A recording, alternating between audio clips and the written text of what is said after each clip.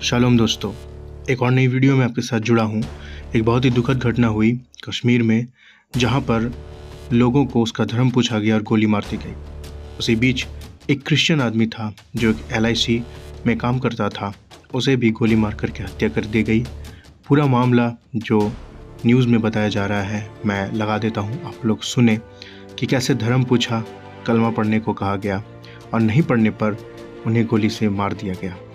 क्या हो रहा है अब हमारे देश में, जरूर इस वीडियो को पूरा देखिए, आपको पूरी जानकारी इसमें मिल जाएगी।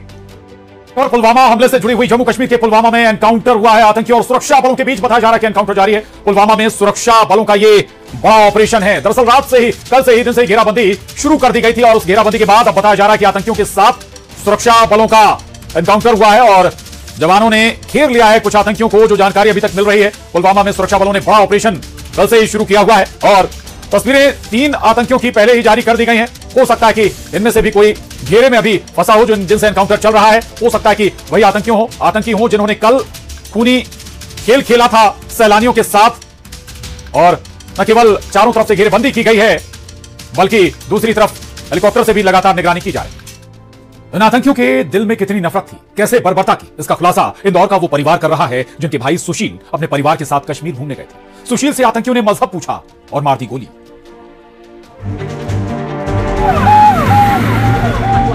पहलगाम में कायराना करतूत, धर्म पूछा, कलमा पढ़ने को कहा,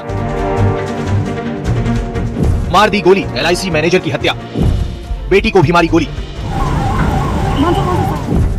दहशत में परिवार, एक और सदमा, सरप्राइज देने की थी आदत, मौत भी सरप्राइज दे गई। जन्नत का ये सफर आखिरी सफर हो जाएगा, कहां सुशील ने सोचा था। परिवार के साथ जा तो रहे थे लेकिन लौट नहीं पाए। धारा 370 हटी, तभी से प्लान कर लिया था कश्मीर घूमने जरूर जाएंगे। परिवार के साथ गए लेकिन 22 अप्रैल की तारीख ने सबको दहला दिया। जिंदा दिल थे सुशील नथानियल, बेटी के आइडियल और बेटे के लिए पापा ही सब कुछ थे। सुशील और जेनिफर का खुशहाल परिवार। सुशील को सरप्राइज देने की आदत थी, हमेशा ही कुछ ऐसा करते थे, सब हैरान रह जाते। सुशील के परिवार को जब उनकी मौत की खबर मिली तो ये मौत की खबर सबको सरप्राइज दी गई। एक हंसता खेलता परिवार जिसे आतंकियों की कायराना करतूत ने कभी ना भूलने वाला सदमा दे दिया। इंदौर के बीड़ा नगर के रहने वाले सुशील की भी इसी आतंकी हमले में मौत हो गई। उन्हें जिस तरीके से मारा गया वो थर्रा कर रख देगा। पत्नी जेनिफर ने अपने परिवार को बताया उस मौत का सच। आतंकियों ने सुशील से क्या सवाल किया था और उसके बाद हमेशा के लिए सुशील को खामोश कर दिया।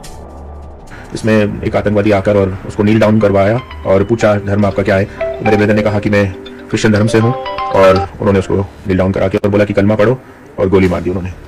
उस वक्त भाभी आपकी उनके साथ ही मौजूद थी? हाँ, मेरी भाभी उनके साथ ही मौजूद थी वहाँ पर।